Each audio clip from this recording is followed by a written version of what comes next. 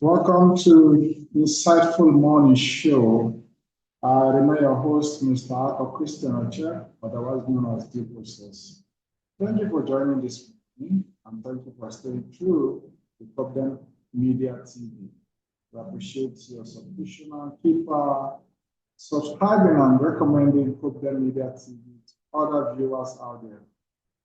This morning, we are looking at a number of key issues here. ADC, Directorate of Mobilization, Civil Societies, and Progressive Engagements takes national mobilization drive across Nigeria. Number two, terrorists from Kainji National Park invaded the market, otherwise known as Kabim District Market. And the entire market was looted. Over 30 persons were confirmed dead. And of course, a number of kidnappings took place, as well as the looting of foodstuff on that market. Previously, the Kainji National Reserve was an epic of tourism, where people from the global community visited the national park to see different wildlife. But today, it has been converted to a safe haven for terrorists. Number three, we are looking at Nicolas Maduro. You understand Nicolas Maduro, the former Venezuelan president, has been arrested by the special forces of the United States, and he has been taken down to the United States. And there was a press conference just yesterday confirming his arrest. Reason why he was arrested and all that will be unraveled in the course of this program. As a matter of fact, there is a commentary dedicated to Nicolas Maduro and in comparison to President Bola Tinubu antecedents. Then number three, Peter Obi presidency, the joint projects of all Nigerians. Peter Obi presidency, a joint ticket for all Nigerians. And this statement is credited to the national coordinator of the obedient movement, where he addressed supporters as well as well-meaning Nigerians. That Peter Obi presidency is a joint project of all well-meaning Nigerians. So another news, Kwankwaso was seen in a viral video where he was addressing Kwankwasia movements as they assemble in Kano, carrying them along the journey they have had so far together, and the trend of the coalition in the ADC, and showing his willingness to be part of it, either as the number one or the number two. He casually joked about it. Either he's ready to come into the coalition, either as the number one or the number two in Hausa language. So that is trending, and it's a welcome development that everybody is interested in coming together, just like His Excellency Mr. Peter Obi has said. And Kwankwaso himself confirmed that actually there were these talks going on, and that the talk came from the presidential candidate who approached him in 2022, and they could not work together for certain reasons. But things have changed drastically. I believe he has had a different opinion, different assessment of the situation. And he's more likely to accept VP slots from His Excellency Mr. Peter Obi. I believe frantically that if they are to put the people first, the Nigerian masses first in their negotiation and discussion, there will be no problem coming from working together. So let us focus squarely on the commentary for this morning. Of course, all eyes is on Venezuela as well as the United States, where the former president has been arrested. In this Insightful Morning Show, we'll be taking a comparative analysis of the character of Nicolas Maduro, as well as that of President Bola Tinubu. Why? Because they have a similar background in terms of how they are sent to power, in terms of their background in narcotistic engagement, and in terms of terrorism that is now ravaging Nigeria. Put this whole thing together and provide a clearer picture on what is to come ahead of 2027.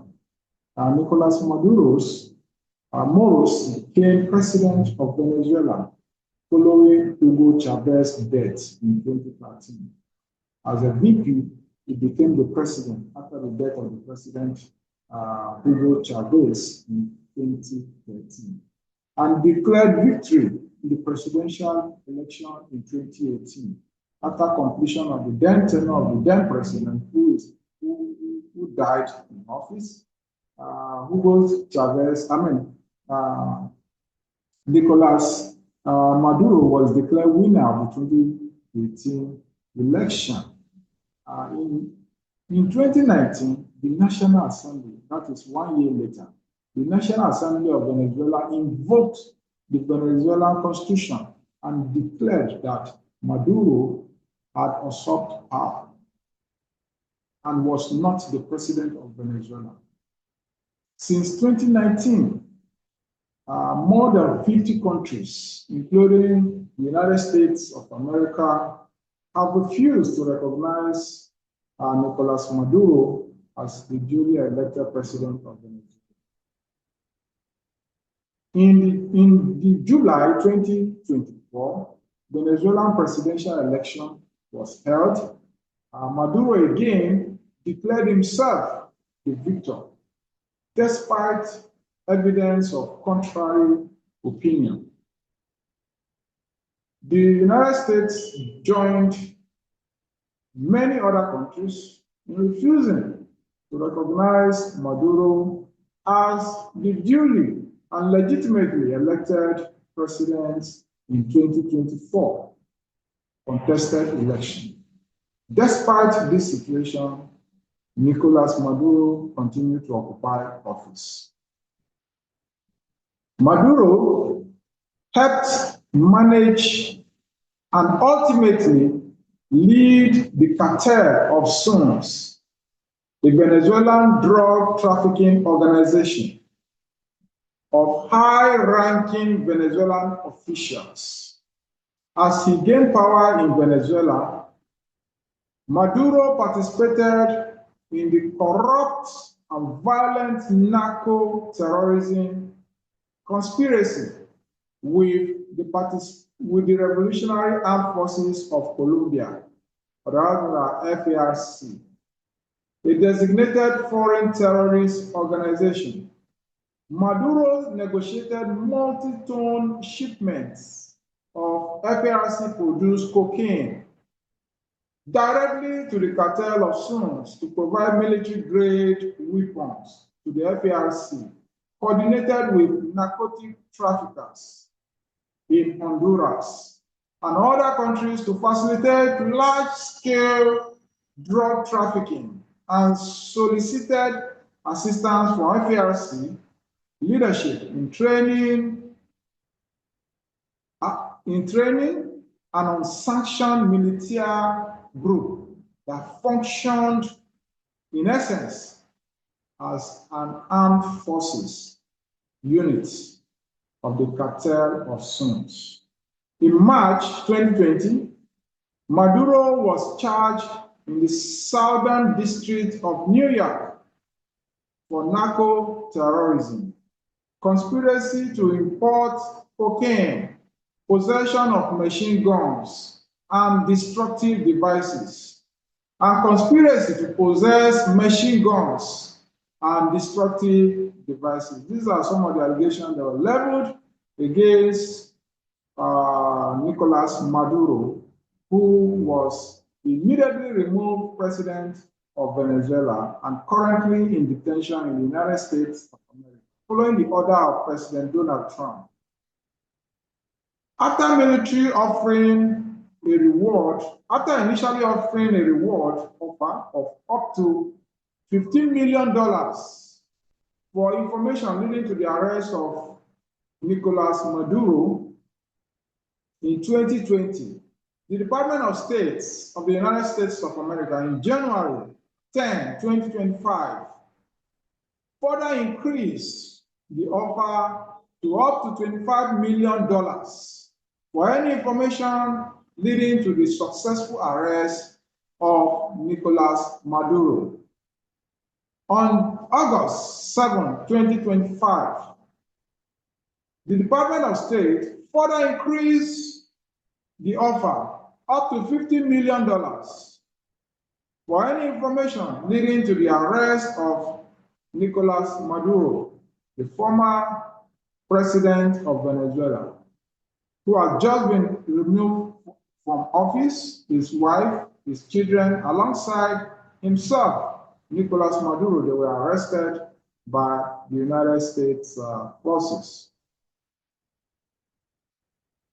In the offer of $50 million, after the Department of Treasury sanctioned cartel of the Suns as a special designated global terrorist organization on July 25th, 2025. As a leader of the cartel of Suns, Maduro is the first target in the history of the narcotic reward program, with an offer reward exceeding $25 million. That is, he has broken record. The offer that led to his arrest was over $25 million to the tune of $50 million. Successfully, he has been arrested yesterday.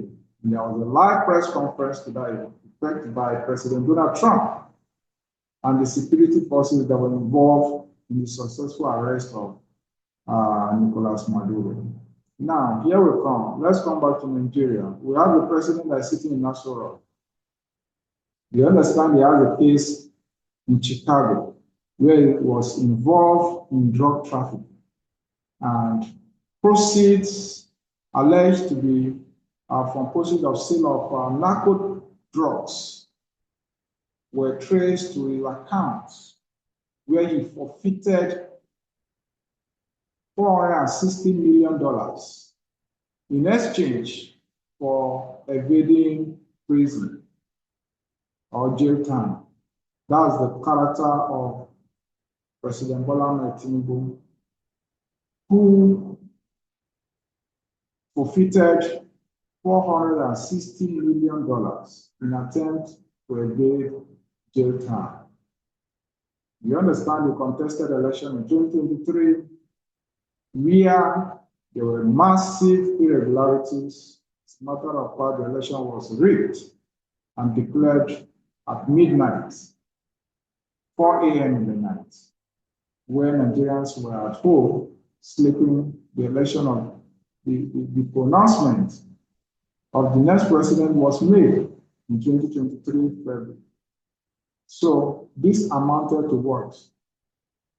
Grabbing it, snatching it, and running with it.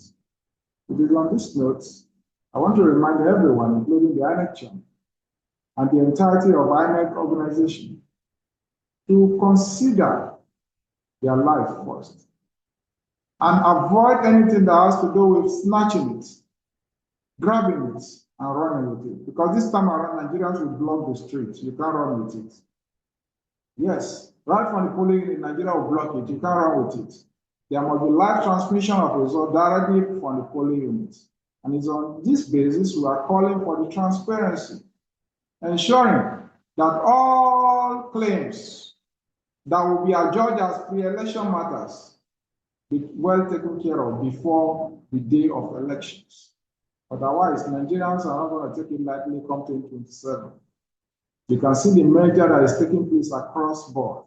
You can see the influx of Nigerians into the ADC, given the declaration of His Excellency, Mr. Peter Obi. You can see the political climates is beyond what any single individual born of a woman would think he or she can read. It is on this basis that I'm sounding a note of warning to Asura to take note of what is happening to Nicolas Maduro.